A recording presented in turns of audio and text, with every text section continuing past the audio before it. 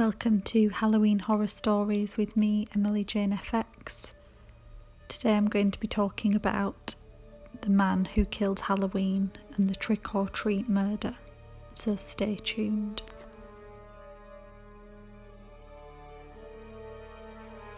On Halloween in 1974 in Pasadena, Texas, 4 children were taken trick-or-treating together.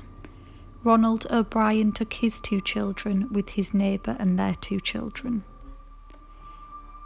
They were having a really nice night together and they visited a house that were taking ages to answer the door, so the kids, being all impatient, ran ahead and their father Ronald stayed behind to get candy for the children.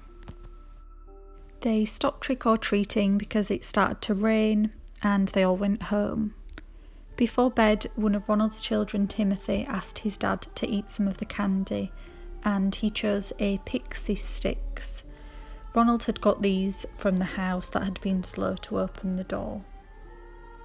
He had brought 5 back from the house, and he gave 1 each to his 2 children, and then 1 each to the neighbour's children, and then on his way home they'd bumped into a 10-year-old boy that they recognised from church, and he also gave 1 to him. So a pixie sticks is a sweet and sour powder candy that comes in like a long plastic straw that you kind of open and pour the candy out. I used to love these as a kid. So Timothy opened his and he tried it, and he told his dad that it tasted really bitter. And then his stomach started to really hurt and he began convulsing. Timothy O'Brian died en route to the hospital less than an hour after eating the pixie sticks. The police notified all the families in the area, and this caused an absolute uproar of fear, and the parents started to hand in all of the candy their children had got trick-or-treating to the police, fearing it was laced with poison. Timothy's autopsy showed that the sweet was laced with potassium cyanide.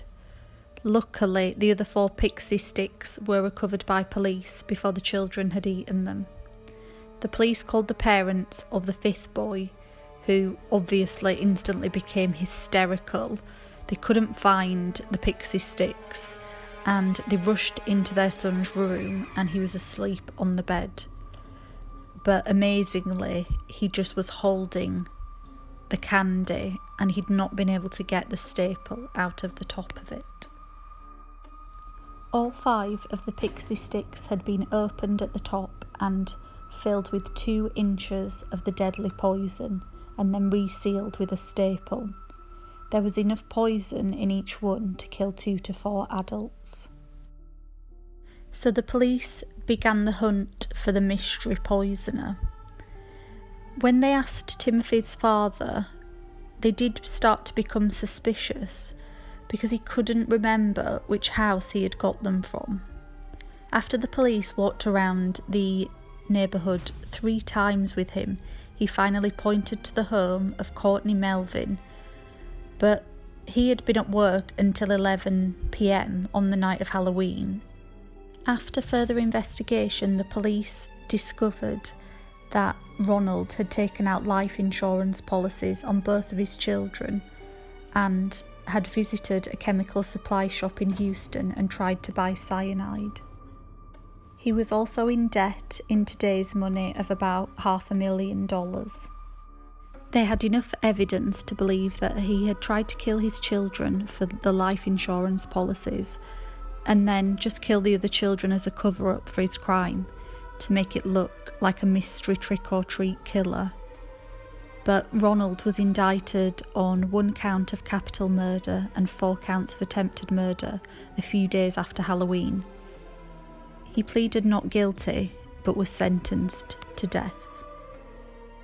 His defence lawyer had tried to use the old urban legend that there really was someone handing out treats laced with poison and sharp objects to random children on Halloween night.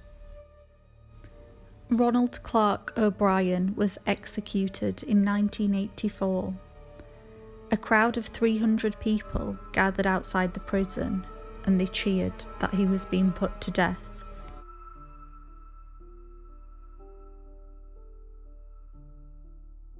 In his last moments, the crowds outside shouted, "Trick or treat."